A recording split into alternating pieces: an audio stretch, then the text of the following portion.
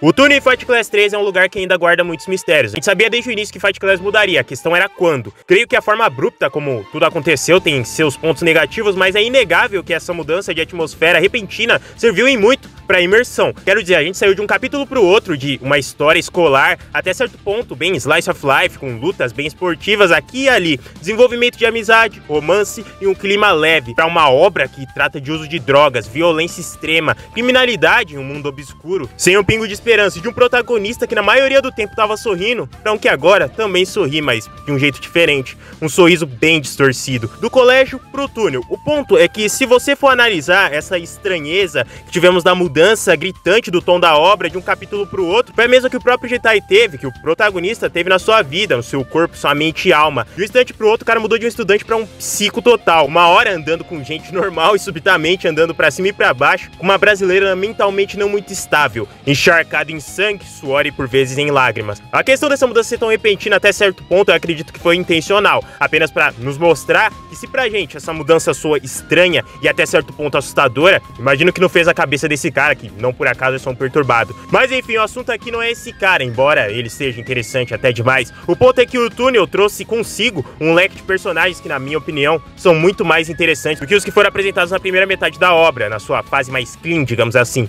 Antes, na escola, com um bando de adolescentes lutadores, a obra discutia seu principal tema de até onde você vai por uma luta, até onde você vai por uma vingança. Agora, com a introdução desses novos personagens marginalizados, entram diversos outros temas que conversam muito bem com a obra, como até onde você vai por poder e o meu favorito, até onde você vai pela ciência. Ou melhor, um cara que eu conheço não usaria o termo ciência, mas sim a felicidade. Até onde você vai pela felicidade humana. Escute bem, isso daqui não é sobre os monstros, não. Até os seus amigos estão inclusos nisso. Há anos atrás um acordo aconteceu, a fundação se aproximou de nós sob o pretexto de encontrar novos talentos e salvar os mais pobres. Eles nos propuseram duas ofertas, uma ficha limpa, sem qualquer dívida, e seu apoio incondicional com patrocínios. O que deveríamos dar em troca, ao invés de dinheiro, eram duas coisas: recurso humano e material cadavérico para experimentos biológicos. Odin foi o primeiro beneficiário da Fundação Kidari. Ele foi capaz de se unir ao time médico da fundação graças ao seu reconhecimento por suas capacidades médicas,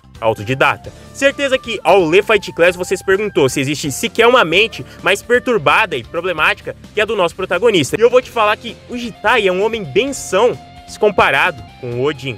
Infância lotada de traumas em um ambiente pior que o inferno, o estudo de conceitos complexos desde o aprendizado da leitura e o contato com uma organização inescrupulosa e problemática não gerariam nada além de uma mente corrompida. Odin não é só um médico, o cientista do túnel, ele é o produto perfeito do seu ambiente. Olha só, é justamente aquilo que ele mais detesta, uma espécie de Dr. Frankenstein depressivo, um homem que acreditava estar em uma cruzada apenas pro melhoramento da raça humana e, acredite se quiser, a felicidade eterna. Como um cara que nunca sequer disparou um soco pode ter tanto destaque em uma obra focada em porradaria. E o mais importante, como isso pode ter afetado tantos lutadores em um efeito dominó bizarro? Bom, é sobre isso que vamos falar aqui hoje. Como se inicia e como termina a trágica e genial jornada do Dr. Odin.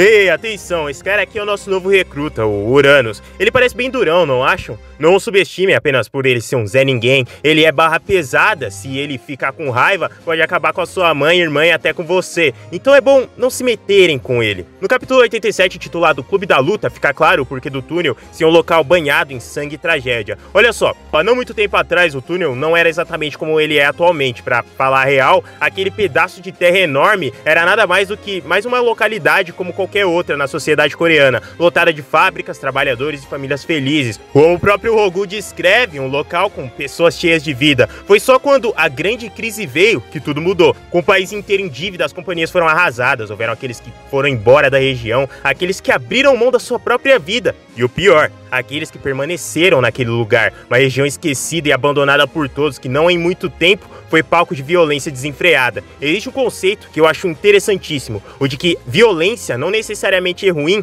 quando ela é controlada. Ou melhor, violência controlada e conduzida é melhor do que violência em seu estado bruto. Uma filosofia que logo encontrou espaço no túnel, que vivia uma sangrenta e bizarra guerra entre gangues, onde os corpos se empilhavam e os muros eram tingidos de sangue. A resposta veio na forma do clube de luta. O conceito é simples, porém extremamente eficaz. tem algum conflito, alguma pendência com algum grupo ou indivíduo do túnel, não precisa aderir ao homicídio direto. Basta desafiá-lo a uma luta justa no clube da luta, onde ambos os lados podem apostar o que quiserem, até mesmo suas vidas ou parte de seus corpos. Dessa forma, diminui a violência por conflitos triviais. O sistema de apostas cria uma economia inteira em cima das lutas e o último e mais importante, sacia a vontade desses lunáticos por sangue. Já que, digamos assim, as lutas no túnel não possuem tantas regras, não são nada saudáveis como um esporte. É só violência por violência mesmo. A única regra é não matar. Aquele que mata seus oponentes é desclassificado e considerado perdedor. O problema é que entre matar e só incapacitar, existe uma linha muito grande que você pode percorrer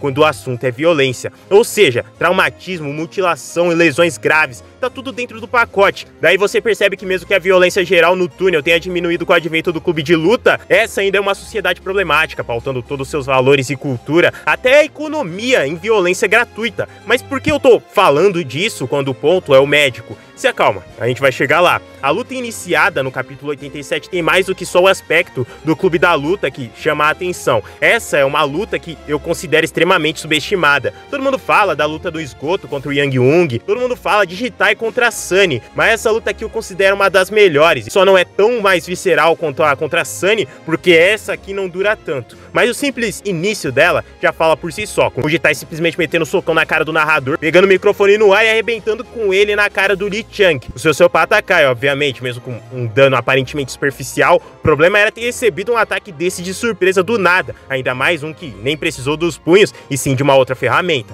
O Jitai vem pra cima, mas o Chang segura tentando parar. Mas como eu disse, isso daqui é um espetáculo de violência e não uma luta regrada. O Jitai esmaga os dedos do cara na mordida e começa a arrebentar o rosto dele na microfonada mesmo, um espetáculo em forma de banho de sangue. A plateia ensandecida pelo dinheiro das apostas e por tudo que tava presenciando, clamou por apenas uma coisa: a morte. A única coisa que se podia ouvir eram os maníacos da arquibancada loucos para que o Jitai matasse o Lee Chang, o que seria ótimo para quem apostou contra o Jitai, né? Porque lembre-se, é proibido matar aqui, então ia beneficiar no fim só quem apostou contra o Jitai, quem apostou no Lee Chang. E porque também esses caras são sedentos por sangue. E aí a gente tem esse que é um dos meus painéis favoritos da obra. O Jitai já é imerso nesse mundo de violência, presenciando os holofotes e a aclamação de uma arena bizarra. É lógico que ele fica irado e sai espancando a plateia mesmo. Não questiona, é só o Jitai do post-time skip. O ponto é que é justamente isso que dá a oportunidade do Lee Chang se recuperar, e já havia a milhão com um soco no protagonista. E é aqui onde eu queria chegar.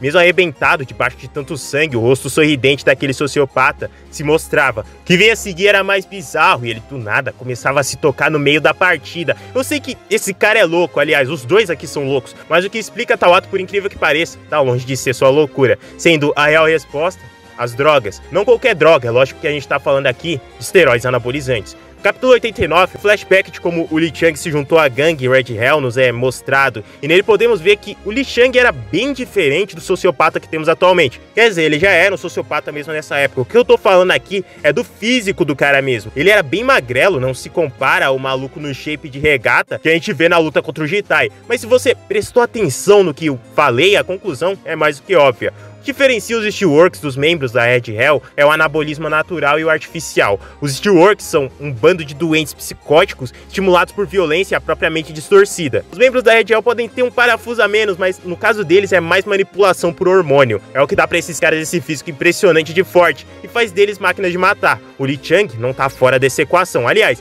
ele é a cobaia número 1 dessas drogas. As drogas produzidas pelo notório Dr. Odin. O Odin é o gênio mais cobiçado do túnel, toda e qualquer gangue faria questão de tê-lo ao seu lado. Porém tem um problema, o Odin não é Deus, inclusive, creio que ele detestaria ser considerado um, por fatores que se apresentarão mais à frente. Mas o ponto é que a ciência, a medicina, seja lá o que ele faz, não é fora de erros ou de colaterais, e os colaterais dessas drogas desse cara são proporcionais aos resultados que elas trazem. O motivo desse cara tá agindo desse jeito é a produção exagerada de endorfina, uma substância produzida pelo cérebro capaz de criar uma espécie de efeito anestésico, dando até um certo nível de felicidade, de prazer. A ideia do Odin, obviamente, era criar uma droga que amplificasse a produção dessa substância, de forma tão exagerada que inibe a sensação de dor. Na verdade, a droga inverte a balança e até dor se torna prazer. Um soco capaz de lacerar o osso pro Lee Chang era equivalente a um estímulo para orgasmo. Ou seja, quanto mais ele apanha, mais prazer sente. E quanto mais mais a luta se prolonga, mais ele quer lutar. Algo que a princípio pode parecer vantajoso num cenário de luta onde a vida tá em jogo. No entanto, me espanta um cara com o intelecto do Odin não perceber o quanto isso pode ser mais prejudicial que favorável a longo prazo.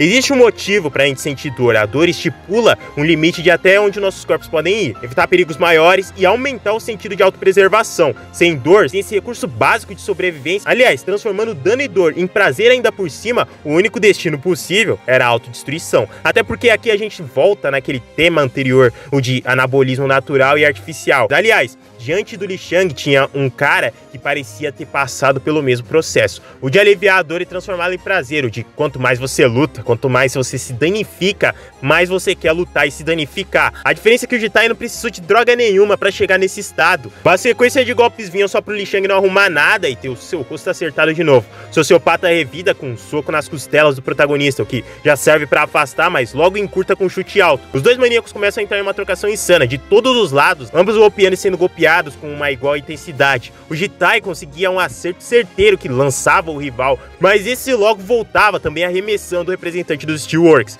O negócio se intensificava e sobrava até pra audiência. O protagonista consegue vir com um golpe de encontro que deixa o Li Shang de joelhos. Não foi um soco, não foi um golpe comum, mas um dos mais baixos. O que o Jitai mirava esse tempo todo eram os olhos do oponente. Um já foi, agora ele buscaria o outro. Ele fintava acertar os olhos só pra golpear a garganta, deixando agora todo arrebentado Li Shang sem ar. Mais uma vez vinha um golpe nos olhos, errou, então ele pisoteava o joelho do cara. E era de novo, na ameaça de perfurar os olhos, que o Jitai se aproximava, grudava no rosto do adversário e do nada arrancava o nariz do cara fora, na base da mordida. É o seguinte, o efeito da droga é transformar qualquer estímulo de dor em prazer, inclusive comparando esse prazer com o orgasmo. Imagino que ele não sentia o teu rosto mutilado na mordida, e logo em seguida, um golpe baixo. Aqui tem um ponto interessante. O Li Shang era um dos caras mais temidos no túnel, talvez o cara mais perigoso e violento. Desde antes dele entrar na gangue, o Ojin e as drogas, ele sempre foi um cara que usava violência para resolver até o mais simples dos problemas, que acabou lhe rendendo seu apelido, o sociopata. Mas ali, o Shang aprendeu uma lição valiosa. Aliás, não só ele, como todos ali presentes. Todos gangsters, criminosos, membros de facção, gente que faz de tudo pra se impor e se mostrar perigoso. Mas a real é que gente que tenta a todo custo se reafirmar não são perigosos de verdade. Ora, se você precisa estar o tempo todo mostrando que você é louco, que você é maluco, talvez você só esteja querendo parecer maluco. Gente danificada mentalmente de verdade não precisa se reafirmar e nem, ao menos, possui algum padrão. É só você ver o Chang, ele é um cara considerado sociopata e perigoso, mas essa insanidade só ia até um certo ponto. Ele ainda era como qualquer outro membro do Red Hell, alguém que recebia ordens, como qualquer outro, alguém que respeitava a hierarquia da gangue. Em contraponto, aquele à sua frente era um psicopata de verdade. Um cara que não hesitou em apontar uma lâmina pra garganta de alguém que queria ajudar ele. Um cara sem padrão nenhum, que faz o que quer e quando quer. Alguém que realmente não tem padrões e que pode sair do controle. Tem alguma coisa de errado. O que diabos está acontecendo? Era pra ser aquele cara aqui rolando no chão nesse exato momento, e não eu. Bater nele o suficiente e apanhar o suficiente. Daí, acidentalmente acertar o pescoço dele e aí se fazer de inocente. Isso era tudo parte do plano. Isso não dói, a droga tá funcionando bem. Mas o meu nariz, minha virilha... Esse cara tá tentando me matar. Ele tá tentando perder essa partida de propósito igual eu. Será que ele não conhece as regras? Todos ali entendiam o que é ser louco de verdade. O Li Shang queria matar o Jitai para ser desclassificado de propósito, mas ele tinha um motivo por trás, um interesse a mais nisso, uma lógica. Tinha toda a questão da promessa que ele fez pra Sunny, mas o Jitai não. Ele só queria matar o cara porque sim. Daí fica claro que músculos, cicatrizes e uma cara de mal nem sempre são reflexos de perigo real. Todos sabem o desfecho. No fim, o Jitai finaliza o Chang e ele sofre as colaterais da droga. Mas isso faz levantar um ponto importante. Por que o Jitai é considerado pior que o Chang? Porque ele é mais insano, mais que o Chang, a Sunny e se duvidar mais que qualquer um naquele túnel. Aqueles caras ali dentro, todos eles vivem em um cenário desolado. Todos presenciaram a violência da época da guerra de gangues e agora presenciam a brutalidade das partidas no clube da luta. Gente que tá acostumada com violência. Então, como que um adolescente, que aparentemente teve uma vida normal, consegue ser pior do que eles? Se pode justificar pelo passado sombrio do Jitai, ou o que ele sofreu depois de ter começado a lutar. Mas a real é que, mesmo com todas essas coisas, se considerar pelo que o pessoal do túnel passou e passa, nem se compara. Como alguém criado em um ambiente, entre aspas, normal e seguro, pode ser pior, mais instável e mais violento do que gente criada no próprio inferno. Eu não faço a mínima ideia, mas tenho certeza que um cara mais inteligente que eu saber responder, ou melhor, um cara com pensamento fora da caixa o suficiente para fazer os questionamentos necessários sem se preocupar com as consequências. e acho que um cara que costura e desfigura corpos humanos só por diversão é o mais adequado para isso. Quer dizer, o Ojin não é só um dissecador de corpos, um cara que faz os experimentos que faz por um apreço mórbido à experiência ou pela grana. O Ojin tá nessa por algo maior, ou pelo menos ele pensa tá fazendo isso por uma causa maior. E já adianta, a explicação desse pro fato do protagonista ser mais sociopata que o sociopata do túnel não tá no ambiente qual eles viveram, foram criados. É algo bem mais sombrio e problemático do que isso. O Ojin é um cara com opiniões bem peculiares. Aliás, ele sempre teve uns posicionamentos meio bizarros, mas isso só foi se agravando com o passar do tempo. Então a gente começar com o transhumanismo e as inúmeras vítimas desse lunático. Olha só, ele sorriu. Bom, meu pagamento vai aumentar com esse daqui. Grandes descobertas são feitas através de falhas. Lembram que eu disse que o Chang e praticamente toda a Red Hell são um bando de cobaias nas mãos desse cara? Então, as drogas experimentais que amplificam os sentidos, músculos e capacidade de raciocínio são as coisas mais leves que esse maluco aqui faz. Hoje é um profundo devoto da ideia do transhumanismo. Ele, por si só, é um cara bem objetivo e lógico. O mesmo deixa claro que não acredita e nem nunca acreditou em deuses ou qualquer tipo de criatura superior. Deus ou qualquer conceito de ser superior perfeito, até super-heróis se enquadram nisso. Não passam de exemplos que os seres humanos criam para si próprios para seguir. É claro, tudo isso segundo o Dr. Ojin. Isso explica o fenômeno de não importa em qual era ou qual cultura, há sempre a necessidade humana de culto a um ser. É a procura do ser por se tornar perfeito, perseguindo o ideal de um ser que já é perfeito por natureza. Na cabeça do Ojin, seguir tais dogmas é só perca de tempo de gente despreparada intelectualmente. Porque ao invés de você idolatrar um deus, você mesmo não se torna um. Aí que entra o transhumanismo, a ideia de que é possível transcender a própria humanidade através de procedimentos médicos, tecnológicos ou qualquer coisa que ajude a remover falhas que o ser humano já possui. O exemplo mais claro e clássico de transhumanismo são os próprios anabolizantes. Muita gente não se dá conta do quão absurdo é o fato dessas drogas. Já parou pra pensar que com uma seringa e uma agulha você consegue literalmente se transformar em um super-humano, eliminar limitações naturais de força, resistência e sentidos impostos pelo próprio Deus e a mãe natureza. Isso já explica o porquê desse cara não se importar em produzir drogas em massa pra Red Hell. Mas não para por aí. O Ojin acredita que a forma de alcançar a real felicidade está no próprio corpo humano e não numa fé externa. Remover todas as falhas humanas não através de um melhoramento natural, espiritual, mas sim de algo artificial, como se todos os problemas pudessem ser removidos em uma única cirurgia. Quando se nega a existência de um deus, de uma alma e de tudo que é místico, se chega a algumas conclusões meio desconfortáveis e perturbadoras. A primeira é de que não existe nada de realmente especial no ser humano e nem em nenhuma criatura, pelo menos elas não se validam só por existirem, afinal, não há um toque de um ser divino em nós. No fim, se chega à conclusão de que o ser humano é só um amontoado de células, algo que pode ser manipulado, removido, remendado e manejado de qualquer forma. Ojin acredita poder usar essa informação para solucionar todo e qualquer problema. Diferente do Rogu, ele não acredita no melhoramento do túnel. Ou melhor, não é nem que ele não acredita no melhoramento, ele acredita que melhorar o túnel não vai mudar nada. Não é à toa que ele se mantém bem neutro e distante com relação às tretinhas entre as gangues, e não se envolve em nenhuma delas diretamente. O cara já foi da Steelwork, da Fundação Kidari e da Red Hell. Pulando de núcleo em núcleo, ele só se importa com o seu estudo e objetivo. O problema é que, como eu disse, o Ojin é inteligente, mas não omisso de erros. Ele inclusive acredita que as falhas são a parte crucial para se alcançar a perfeição, aprendendo com os erros e aprimorando o método. No capítulo 78, nós temos pela primeira vez o contato com uma dessas falhas, o herói encarnado, ou melhor, a esse ponto, o herói caído. Esse aqui é o Yang Wung antes de ter contato com Odin. Esse aqui é ele depois. Sei que esse monstro parece mais um zumbi do que um humano, mas é esse tipo de coisa que na mente do Odin é um passo pro sucesso.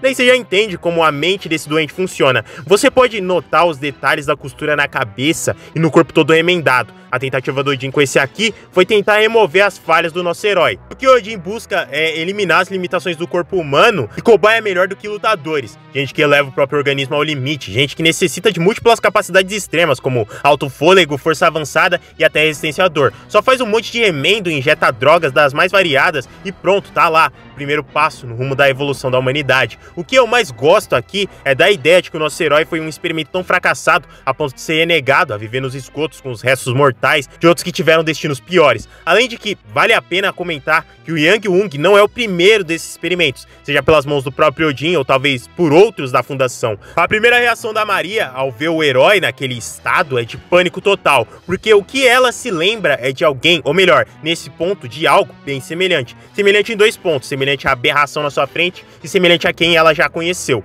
Isso mostra o quão a mente do Odin ou dos membros da fundação é obscura. A Maria, que era um demônio, alguém que muitos questionavam se quer ser humano, gelou quando viu isso pela primeira vez. É lógico que isso não é dito no manhwa de maneira explícita, é deixado subentendido, até mesmo pela aparência desse ser que talvez eles sejam dos parentes da família da Maria, o clã Barbosa, há muito já extinto. Eu entendo que o mais provável do seu choque seja justamente por ter reconhecido esse cara, mas eu gosto mais da ideia do horror mesmo, da Maria vendo pela primeira vez na sua frente alguém que, diferente dos outros, não tinha medo dela, também não tinha vontade de vencer e muito menos um espírito de luta. Não tinha nada ali, era só uma casca vazia. Tudo que a gente teve foi um quadro. Mas esse cara parecia um sucesso descomparado ao Yang Wung como cobaia. Sucesso a ponto daquele ser destrutivo, faminto por lutas, nunca mais sorri como antes. Vocês têm noção do quão pesado algo tem que ser para afetar de forma tão negativa alguém que com 16 anos estava participando, ou melhor, já era campeã de lutas de vida ou morte no Brasil? Flashback das crianças do túnel no capítulo 90, vemos outro desses seres, mesmo padrão, com a cabeça costurada e corpo retalhado, parado e com o mesmo olhar zumbificado. E apenas por coincidência, aquela tinha sido a mesma época que o Odin tinha voltado pro túnel e começado uma nova leva de experimentos. Nos dias atuais tem mais gente sofrendo por comer demais do que por fome, mais gente morrendo de velhice do que por doenças em si, e mais gente que morre por tirar a própria vida do que por guerras e crimes. Você acredita que as pessoas de hoje, que pela primeira vez na história eliminaram a fome, a loucura e as guerras e avançaram para um mundo melhor, são realmente mais felizes do que as pessoas do passado? Acreditar que o ambiente faz alguém melhor é só otimismo barato. Se negar a realidade é o melhor que podemos fazer na busca pela felicidade, eu prefiro a morte. Lembram do que eu disse da diferença do Jitai pro Chang não tá no ambiente os quais eles cresceram? É por isso que o Odin continua com essas experiências. Viver uma vida relativamente normal não impediu o Jitai de se misturar com um monte de criminosos e acabar em uma luta mortal em uma sarjeta como aquela. O cara tá num dilema aqui. Por que hoje em dia, com uma infinidade de facilidades para nossas vidas, ainda somos tão infelizes? Qualquer um que vive em um local minimamente civilizado possui acesso à alimentação, informação, saúde e segurança que nem mesmo um rei de eras passadas poderia possuir. Então por que ainda parecemos mais infelizes até mesmo do que a plebe que vivia em condições piores? Só existem 2 respostas: ou o fator da escassez e o sofrimento trazem mais felicidade, o que é um absurdo dispensar, ou existe algo dentro de nós que condiciona essa felicidade. O que o Odin quer fazer é pegar esse algoritmo extremamente complexo que é o ser humano e encontrar um código perfeito que resolva tudo num só passe de mágica. Mas não é normal que alguém entre nesse espiral de busca por conhecimento e alcançar algo tão distante quanto a felicidade plena assim. O que aconteceu dentro da mente do Odin para ele chegar nesse nível? É curioso que um cara que fala tanto sobre complexidade da mente humana tenha em si uma mente tão complexa e multifacetada. Se a gente quer entender de onde vem esses pensamentos e entender para onde eles vão, a gente tem que olhar para a infame trajetória do Dr. Odin. No capítulo 93, nós adentramos no que eu considero o flashback mais interessante da obra. Os flashbacks da Chosou, o Young-jun e os outros enquanto crianças no túnel acrescentam uma camada sobre a história do local, mas o flashback do Rogu e do Odin acrescentam bem mais. Antes de entender o Odin, a gente precisa entender um outro cara, um indivíduo um tanto quanto curioso, Baemansu. Esse daqui foi um dos remanescentes que permaneceram no túnel após a crise, bem como o seu membro mais velho, um homem dedicado aos estudos, bem simpático, e muito parecia ser o responsável por cuidar das crianças. É óbvio que o velhote tinha os seus favoritos, no caso, o jovem Odin e o jovem Rogu. A razão era que esses, dentre os demais, pareciam ser os únicos interessados em qualquer tipo de estudo naquele local. As outras crianças corriam só de ver um livro, então quando se tem 2 extremamente interessados como esses aqui em um local desolado como aquele, é sempre bom um incentivo ao estudo. O estudo que vai te levar a uma vida melhor, estudo que te traz felicidade. Digamos que o Baemansu foi o primeiro caso observável de perto pelo Odin no que tange a tal busca pela felicidade. Isso porque nessa busca o velho estava bem longe. Por detrás daquele sorriso para as crianças e todo aquele interesse em livros e estudos tem a frustração, a tristeza e por fim a depressão. O Sr. Baemansu não era exatamente alguém que se sentia realizado, parecia viver arrependido das escolhas feitas ao longo da vida, sentia um fracassado, alguém sem conquistas, família ou amigos, alguém com completamente apegado aos estudos, como se aqueles livros fossem salvá-lo de sua miséria. Cada dia da sua vida era uma agonia, um copo com água pronto para transbordar a qualquer momento, um efeito dominó, onde problemas acumulados, obsessão e paranoia derrubaram qualquer traço de felicidade que ele ainda podia esboçar. O velho buscou refúgio na bebida, foi na bebida que ele se sentiu realizado. Aliás, na bebida, ele encontrou o que Odin chama de felicidade plena. Porém, como seria observado pelo próprio, no futuro, a felicidade é uma sensação gerada pelo nosso corpo. Um corpo com regras e limitações. Uma simples bebida não poderia dar de bandeja uma felicidade que durasse para sempre. Toda e qualquer coisa que possa proporcionar prazer e sensação de felicidade imediato, no fim, são só armadilhas, atalhos para burlar os sistemas do nosso organismo. Se a vida fosse um videogame, coisas como bebida alcoólica teriam um cheat para alcançar felicidade rápida. É só queimar mais e mais os receptores de dopamina à exaustão, que uma hora, olha só, não vão mais se satisfazerem com a mesma dose de antes e sempre vão pedir mais, a um ponto que o cérebro já tá tão derretido que mesmo com altas doses não é possível sentir prazer nenhum, apenas dor e um vazio enorme. O Sr. Baemansu reconheceu a própria miséria quando percebeu que nem mesmo a embriaguez podia salvá-lo de sua própria mente. E esse foi o último suspiro de esperança, afinal, se o álcool não trazia mais prazer, ele largava o álcool e com o passar das estações voltava a ser um homem minimamente são. As mesmas crianças que zelaram por ele, isso é, o Rogu e o Odin, pareciam enfim ver uma recompensa por seus esforços, só para ver Baemansu no dia seguinte, pendurado no teto. Era como se o velho tivesse alcançado a compreensão do que era a real felicidade. Se ele gerava tantas dores, sejam físicas ou mentais, a melhor forma de alcançar a felicidade era acabando com ela. Esse incidente, toda essa situação, já seriam pesados demais para qualquer adulto lidar. Então imagina dois moleques. Esse incidente mudou completamente a forma como o Rogu e o Odin viam o mundo. Porém, foi justamente essa alteração e radicalização nos seus pensamentos que os afastaram tanto um do outro. Será que não é óbvio?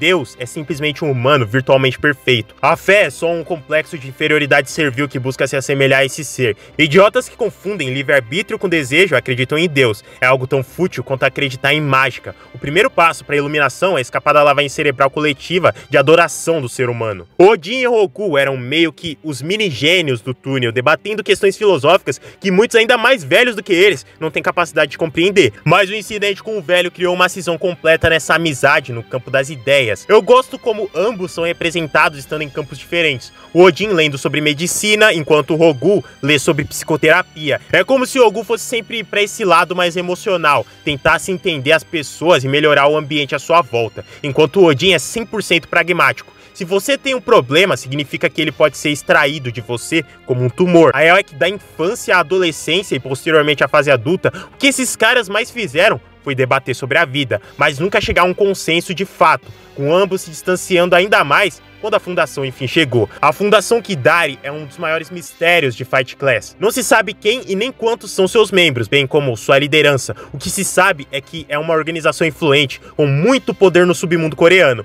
uma instituição envolvida com experimentos desumanos, tráfico humano e lutas clandestinas. O que se sabe é que esses caras possuem ligação direta com o colégio de Nanil. Eles são meio que uma ponte entre o lado ilícito e o lícito do mundo das lutas. Lutadores extremamente talentosos podem ser usados para os interesses dos cabeças da organização, seja no túnel ou na escola. Aqueles que lutam são vistos apenas como cobaias. Como o próprio Ki-un diz no capítulo 111, ele, a Jae-kyung e os demais alunos da terceira turma não passam de produtos. Não são sequer seres humanos, mas apenas cães de briga com coleiras cuja rédea levam direto aos seus donos, a fundação. Como dito anteriormente, eles estão em todo canto do submundo, e o túnel é seu melhor fornecedor. Acontece que a fundação está sempre buscando por novos talentos no meio daquelas facções, o que pode ser lido como se eles procurassem apenas por lutadores, mas é literalmente todo tipo de gente que possa ajudá-los, e o Odin foi o primeiro a ser recrutado. Acredito que essa foi a melhor aquisição que a fundação já fez no túnel. Um cara capacitado, com inteligência de sobra, uma criatividade fora do comum e o mais importante, a frieza para fazer qualquer coisa que fosse necessário por um bem maior. O que me espanta é que no capítulo 90 nos é mostrado que essa parceria entre ele e a fundação não foi tão duradoura assim, já que tempos depois ele estava lá de volta no túnel e, pelo que parece, mais alucinado do que nunca. Só vê que antes ele era um cara não muito bom da cabeça, mas no retorno ao túnel parece bem pior. Não sei se foi os nervos à flor da pele por ter sido expulso da fundação, mas ao reencontrar o Rogu, ele parece mais consumido pelas próprias ideias. Fala de livre-arbítrio, busca pela felicidade, modificar o ser humano e sobre como a felicidade não é alcançada por fatores externos. Mas o que chama a atenção de verdade nesse retorno dele é essa pequena marca no pescoço. O que eu já adianto, não era algo que ele possuía antes de entrar na fundação. E nem é só uma pequena marca, na real, se trata de uma tatuagem gigante, uma qual veremos mais pra frente. Existe uma teoria bem interessante sobre essa tatuagem. E sobre o Odin em si, que se confirmado, vai levar a Fight Class pra um lado completamente bizarro. E sim, mais bizarro do que já tá. Então mantenham essa tatuagem em mente, pois ela será de suma importância para a teoria final sobre esse cara. O ponto é que, nesse retorno pro túnel, apenas uma ideia pairava sobre a mente do nosso médico louco: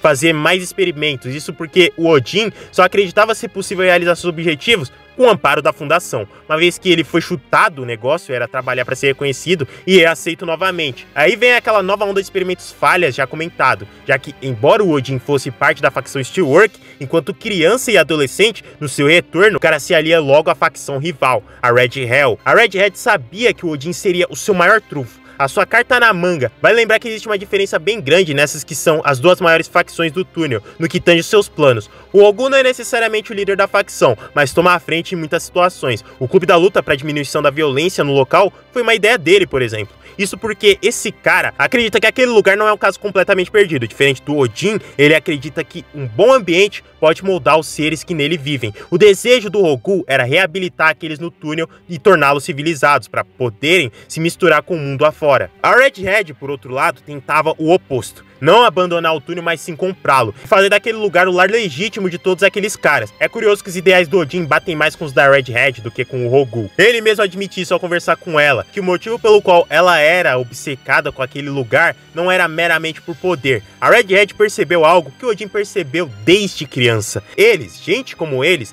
vão ser assim, não importa onde estejam. No túnel fora dele, violência e tragédia perseguem essas pessoas onde quer que elas vão. Mudar o ambiente não apaga sua natureza e nem o seu sofrimento. A partir do momento que ele entra na facção, se inicia a produção em massa dos anabolizantes. O que Odin queria ver era até onde o corpo humano aguentava ser modificado. Como dito anteriormente, ao se concluir que Deus não existe, se chega a uma série de conclusões perturbadoras, e uma delas é a falta de liberdade que o ser humano possui. Para muita gente, crendo em Deus ou não, o livre-arbítrio é um conceito claro e de fácil entendimento que todos tomam como verdade, mas que pro Odin nunca fez muito sentido. Como um cara mais objetivo e fatalista, para ele não existem escolhas, só nosso corpo reagindo a estímulos. Ao se estender a mão e decidir com ela formar um punho, a decisão não foi bem sua, foi só o seu cérebro mandando sinais. Quem decide é o seu cérebro, seus sentidos, o seu corpo. Com as drogas e modificações, o Odin busca então criar o conceito de livre-arbítrio, como se esse fosse algo que ainda não conhecemos, mas que podemos experimentar um dia. O ponto é que talvez, infelizmente, nunca saibamos o que todos esses conceitos na mente desse cara eram, já que no capítulo 111, Odin encontra seu fatídico fim.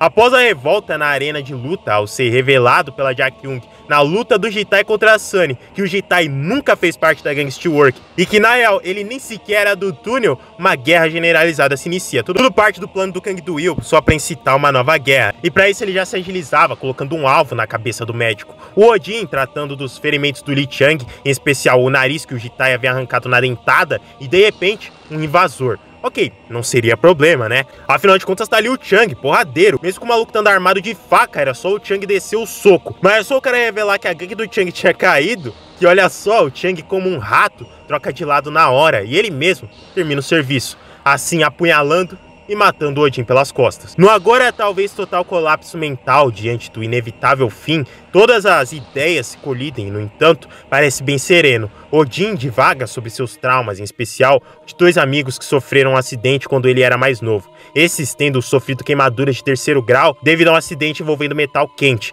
Ele parece enlouquecer enquanto parece se culpar pelo acidente. Afinal, naquele dia era para ele estar na fábrica, naquela função, e não aqueles caras. Imagens de um camelo, um urso e um bebê, remetendo a um simbolismo que Nietzsche descreve como as 3 metamorfoses para se tornar o além-homem ou o Ubermensch. O negócio todo é uma bagunça, é tudo confuso, lotado de simbolismos e conceitos filosóficos, mas o que eu acho interessante nesse ponto na morte do Odin é justamente o quão sereno tudo parece. É como o Sr. Baeman, que no fim encontrou felicidade plena na morte. Inclusive até o cadáver dele aparece nessa espécie de sonho e alucinação. Pra mim, Deus é um conceito que precisa morrer. O único ser que pode salvar a humanidade é a própria humanidade. O corpo do cara não morre na hora, ele ainda reage por um tempo antes do fim, exclamando a seguinte frase: "Meu algoritmo está vivo". O que isso significa?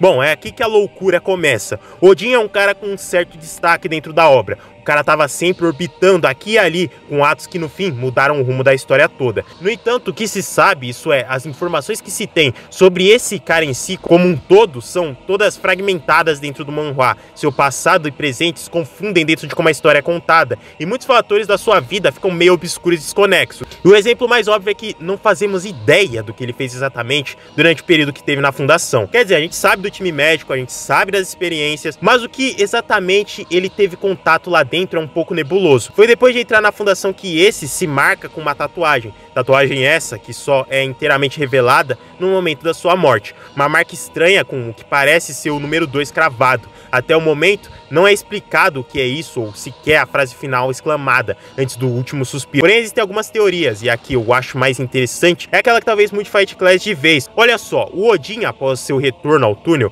fala sobre os seres humanos serem um vasto algoritmo. O que ele quer é só selecionar as partes desse algoritmo que funcionam e descartar as que não funcionam. Se todo ser humano é um conjunto de algoritmos complexos, por que diante da morte ele afirma que seu algoritmo está vivo, quando na realidade ele está prestes a ver seu fim? Pode ser uma coisa filosófica, como se esse encontrasse uma espécie de realização na morte, talvez até felicidade, dado o cenário sereno que se encontra, mas tem aquilo, existe a possibilidade dessa frase ser literal, do Odin tá ou acreditar ainda tá vivo, mesmo após essa fatalidade, e existem algumas coisas que podem corroborar com isso. A primeira é uma coisa que muita gente nem se lembra. No capítulo 111, após a execução e decapitação da Redhead, a Jang-Bo rasteja pelo chão e lamenta a morte da sua ex-líder, com o pesar de que a traiu e foi usada para um fim tão trágico. Mas no meio do caos desenfreado daquela matança na arena, a Sunny fala algo bem interessante, a de que o Odin poderia salvá-la, mesmo com a cabeça completamente desconectada do corpo. Aliás, era justamente o fato da cabeça ter sobrado que poderia revivê-la. A Sunny diz que o Odin contou para ela que tudo que é necessário para uma pessoa se manter viva é a sua cabeça. Aqui a gente entra no campo da especulação de novo, porque podem ter vários cenários acerca dessa fala. Pode ser que a Sunny estava delirando, ela tinha acabado de tomar uma surra pro Jitai. Pode ser que de fato o Odin falou algo pra ela, mas ela entendeu errado. Ou os dois mais prováveis. O primeiro é de que essa ideia de se manter vivo por meio só da cabeça apenas seja algo que o Odin acredita ser possível,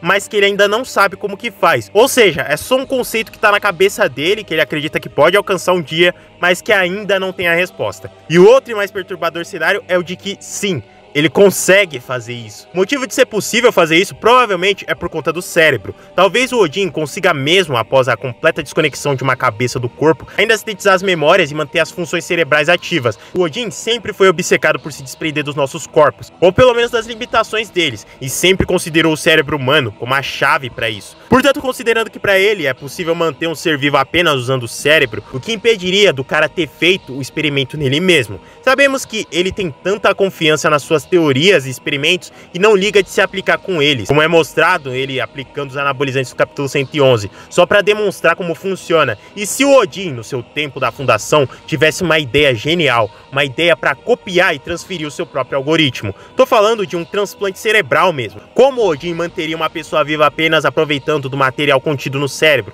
É lógico que transplantando mesmo para outro corpo. A razão da tatuagem marcar o número 2 talvez seja porque esse nem é o Odin original, e se for, nada impede mesmo de ter transferido, como eu disse, o seu algoritmo, suas memórias e ideias para outro lugar. Por isso ele diz que o seu algoritmo está vivo, ele não morreu. Talvez o Odin seja importante demais ou até inteligente demais para morrer de forma tão repentina, mas o ponto é que se isso acontecer, se troca de corpos e transplante cerebral funcional foi introduzido na obra, Fight Class 3 vai para um lado completamente diferente do que é imaginado. O que a gente vai estar vendo vai ser uma obra de ficção científica pura. E o pior é como isso pode afetar a terceira classe de luta, porque se a Fundação tem acesso a esse conhecimento, imagina as bizarrices que eles não fazem com os lutadores. Bom, independente de estar vivo ou não, é certo que essa não foi a última vez que esse afetou a história do manhwa, e muito provavelmente ainda veremos mais de seus experimentos no futuro.